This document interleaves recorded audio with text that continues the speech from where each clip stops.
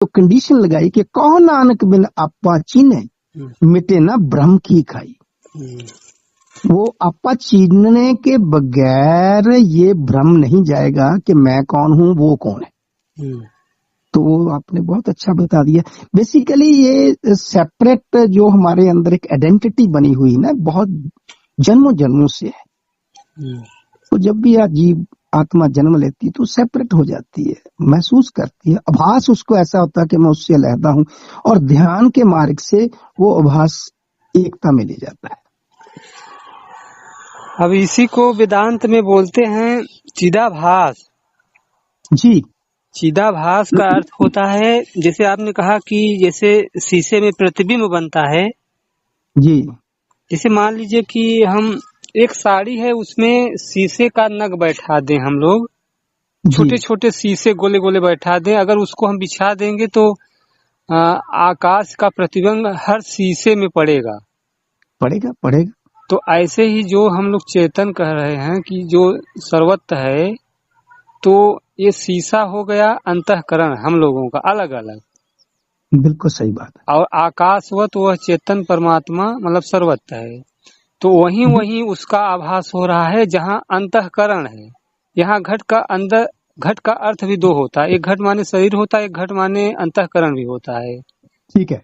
हाँ, तो वो जो जैसे अब इसमें जो हमारे लोग का जो अंतःकरण है जी, ये मतलब इतना इसमें शीशे जैसा मतलब कि क्या कह सकते हैं काबिलियत है इसमें कि वो उस चेतनता का मतलब आभास कर रहा है। हाँ, तो वही जो आभास हो रहा है यही अपना असली मैं हूँ है। हाँ, तो अब ये आपा को जो जान लिया, इस मतलब जो घट को अनुभव हो रहा है अपने होनेपन का, इसको जान लिया, तो वही सर्वनिवासी सदा लेपा तो ही संग समाई। वाह जी वाह, बहुत अच्छा बहुत अच्छा। हाँ, ये आपने बहुत सही बता दिया, बिल्कुल सही बोला है। हाँ, इसमें बहुत बहुत जगह लिखा हुआ लिखते हैं, जैसे ये जो आपने बताया ना बहुत सही बताया है। तो वो जो अंतःकरण है, यहाँ पर हमें जिस तरह से प्रतिबिंब बनता है, और वो ध्यान में जब जाएंगे तो वो फिर शुद्ध ध्यान में जब चला जाता तो वहाँ भाषित ज्ञान खत्म हो जाता, फिर वो परफेक्ट डायरेक्ट हो जाता सारा कुछ, है ना। हाँ।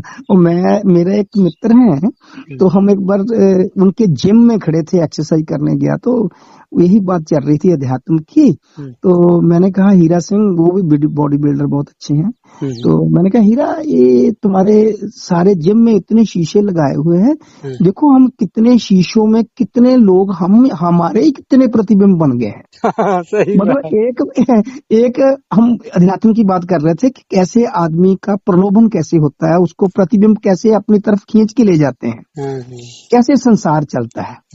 तो हुआ क्या कि मैं ऐसे देख रहा था तो थोड़ी सी शांति हुई, तो मैंने देखा देखो हीरे, वो उस शीशे में भी हम खड़े हैं, उस शीशे में भी हम खड़े हैं, इधर भी खड़े हैं, उधर भी खड़े हैं, क्या हम इतने हैं?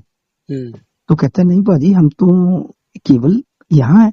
तो मैंने कहा अगर हम यहाँ देखेंगे तो वो नजर नहीं आएगा फिर। सीधी सी बात। अगर हम अपने मूल की तरफ चले गए तो जितने भी प्रतिबिंब बन रहे हैं, यानी जिसको आपने चिदाभास की बात कही ना अभी, वो भी खत्म हो जाएगा। हाँ, सही बात कहा आपने। शुद्ध चेतन स्वरूप हो जाएगा, जो मैं एक्चुअल में हूँ वो ही है ना।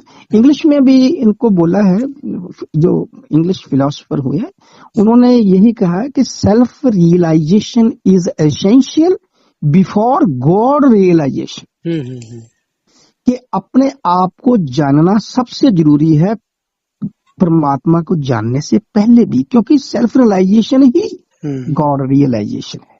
बहुत सुंदर है ना। वो एक बहुत ये डीप छोटी छोटी बातें जो अभी आपकी कृपा से हम लोगों को समझ में आ रही हैं।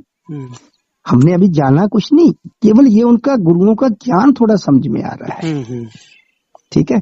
उसमें उन्होंने बोला था कि आत्म परमात्म एक है बोध, आत्मा और परमात्मा दो नहीं है, इनका बोध एक ही है। लेकिन बोलने में शब्द यूज किए जाते हैं, पहले थोड़ी द्वैत रख के, फिर उनको धीरे धीरे द्वैत से एकता की तरफ, कभी ध्यान के मार्ग से, कभी सेवा के, जिस तरह से भी गुरुमुख बोलते हैं उनको लेके जाते हैं उस तरफ, है ना।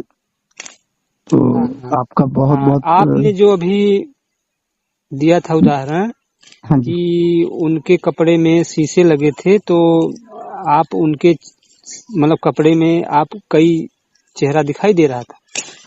तो ये यहाँ पे आत्मा परमात्मा का इतना भेद है कि अंतःकरण के कारण जो आभास हो रहा है वह आत्मा हो गया। हाँ। तो हम अगर उसकी तरफ ध्यान दे रहे हैं तो वही उसी को हम लोग बोलते हैं जीव भाव। जीव भाव, आत्मा जब मन से एक जुड़ गया तो वो हो गया जीव भाव। बिल्कुल ठीक है। हाँ, हाँ, मन सहित आत्मा को हम लोग जीव कहते हैं। बिल्कुल सही बोला। मन रहित आत्मा को हम लोग परमात्मा कहते हैं, बस चेतन बोलते हैं। हाँ, चेतन। हाँ, इतना भेद है। ये बिल्कुल सही बोल दिया आपने। और आपको बताऊं, अभी आप बात कर रहे हैं तो मेरे को बहुत अच्छा लगा, गुरु नानक देव जी ने इसके ऊपर बिल्कुल 2 शब्दों में काम निबेड़ा है। देखते हैं, आत्म में राम, राम में आत्म। आत्म में राम, राम में आत्म, चीनस गुर विचारा।